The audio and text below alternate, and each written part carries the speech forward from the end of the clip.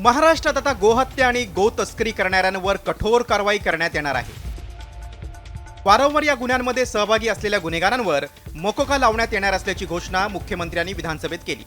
राष्ट्रवादी काँग्रेसचे आमदार संग्राम जगताप यांनी मांडलेल्या लक्षवेधीवर उत्तर देताना फडणवीसांनी ही घोषणा केली।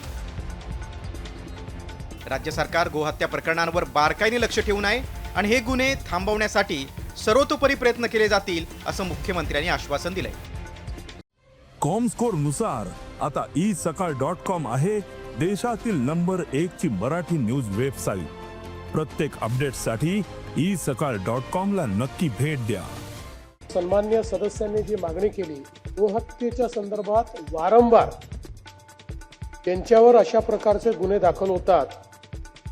आता या संदर्भात निर्देश दिले जातील की वारंवार जर गोहत्येच्या संदर्भातले गुन्हे दाखल झाले तर संघटित गुन्हेगारी कायद्यामध्ये त्यांच्यावर कारवाई करण्यात येईल।